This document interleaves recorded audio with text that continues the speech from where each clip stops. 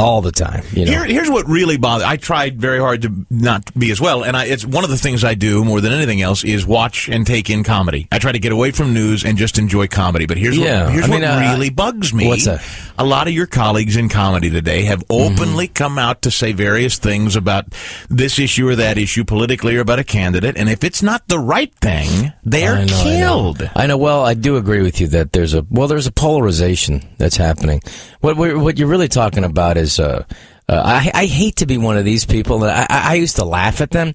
People who go like, well, the government's that government's crazy. And I was like, what are you talking about? And I said, when the government, they said, you're talking about roads, you're talking about the basic infrastructure, which is also falling apart, by the way.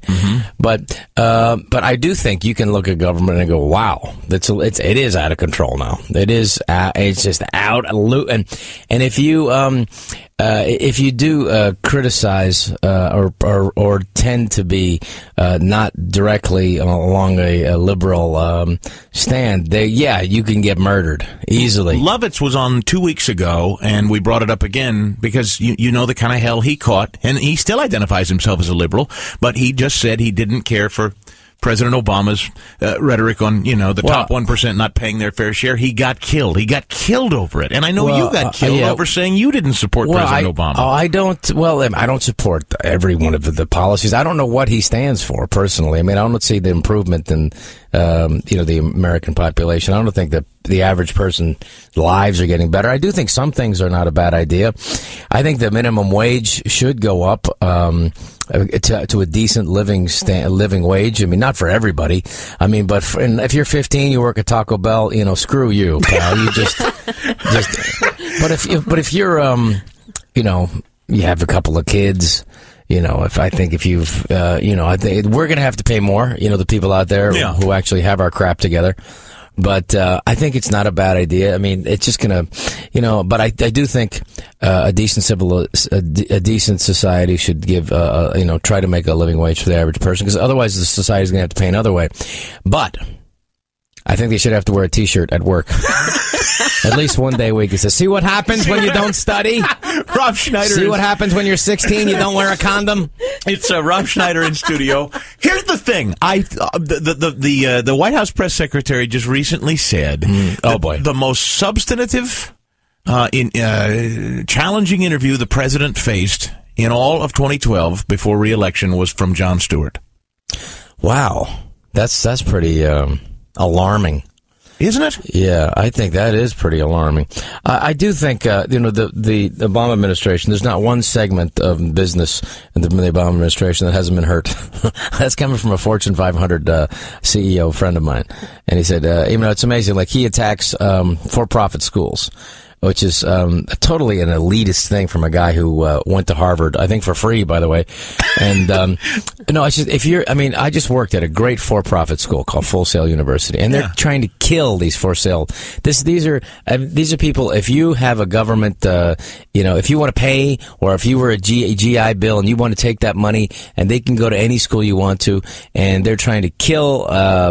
Literally, I mean, this was Senator Kennedy's big thing was trying to go after for-profit universities because he was another elitist, going to the Ivy League schools.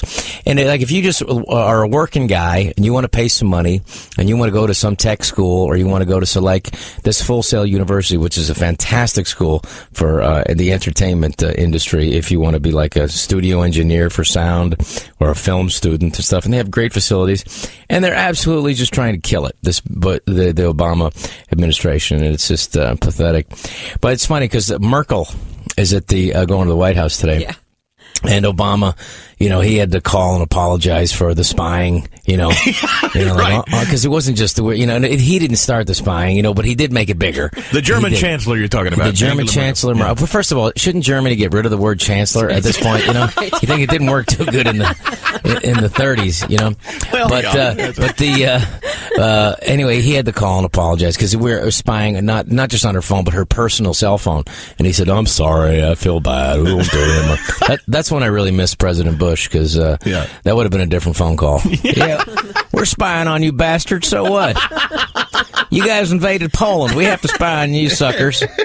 When was that? During the Carter administration? When did that happen?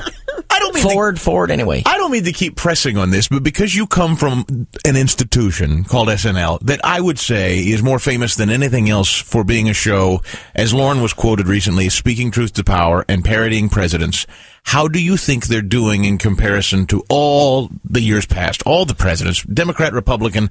I feel they've given up on Obama. They can't do it. They can't bring themselves to be as tough on him as they've been on Clinton, as they've been on Bush. Well, there was a well, first of all, one of the real geniuses of Saturday Night Live is a guy named Jim Downey. He's the guy who does all the political stuff from way back. He was the Jane, you ignorant slut. He was doing that. On the 60 Minutes pair thing, most of your readers, listeners won't even know what that is. But that was a really funny sketch in the early days. And he did the thing about how the press was so much tougher on Hillary Clinton than they were on Obama. Yeah, and it's the true. Russert bit. I will say, when they talk about, and I am not one to talk about really what's like there's some huge conspiracy happening. But I will say, when you talk about freedom of the press, there was just a survey that came, not a survey, but there was a study made from Scandinavia, just on all the countries. And where do you think the United States ranked as far as of 300 countries or 250 countries for freedom of the press? 133rd, right in front of Haiti.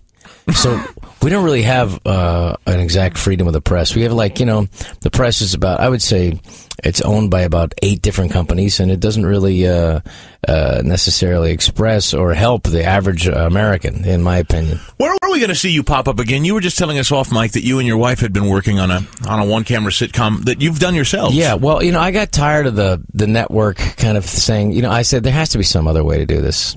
And so I think my wife and I definitely did. We just finished doing 8 episodes of a show. We got a great cinematographer from Mexico, and I just wrote a show that I wanted to do, just kind of about a selfish, rich Hollywood a-hole played by myself as myself, an exaggerated version. It's about me, my wife, and my assistant, who's a lousy assistant who doesn't do anything. He's like, dude, you have no idea how much stuff I'm doing for you right now. And he's never doing anything. My assistant, I had an assistant for 6 years. I said, he's a friend of mine. And he's like, you don't have an assistant. If you're in your 40s, don't have an assistant in your 40s. He doesn't know how to do the same stuff you don't know how to do. He doesn't know how to go on the internet. I don't know how to go on the internet. He doesn't know how to work my cell phone. I don't know how to work myself. And then it's on our stalker. But then that's the cast. Now, when are you shopping it right now, or will we see it soon? We have to do a couple more weeks. We shot at Full Sail University in Florida, the interiors, and we're just shooting L.A. Stuff to make it look like we shot the whole thing in L.A. because it's cheaper that way.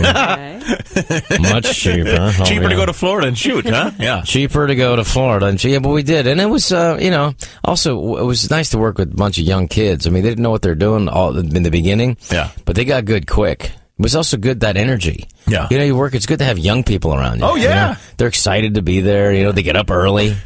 And, Hey, listen, you're at Helium tonight and then tomorrow for 2 shows each day, right? I do, yeah. My act, believe it or not, is pretty political about stuff. Is it really? Well, I talk about stuff. I try not to, I think as a comedian, you shouldn't be 100% left or 100% right. Thank you. I think you have to be down. I mean, if you look at, the great comedian from the 30s, Will Rogers. He tried to crap on both sides, and I think that's the way to go. But I do think you have look what's happening. We have let's be honest. We democracies don't end well. We are sliding very fast towards fascism, and it's an ugly kind of thing. And I think there's this kind of mob mentality that we have to be careful of. I mean, you got to look at a guy who's not a great guy. Sterling. Okay. This guy, Don Sterling, he's the owner of the Clippers. Not a great guy at all. But first of all, hey, listen, I just want to say, if you can't trust the girl that you're cheating on your wife with, I mean, really, what has this world came to? Really, you're right. I mean, it's really outrageous. I mean, it's really outrageous. You can't trust she's going to be, she said that she taped him and he knew about it. And I said, I doubt that very much. You should move in to buy the Clippers. Everybody else is.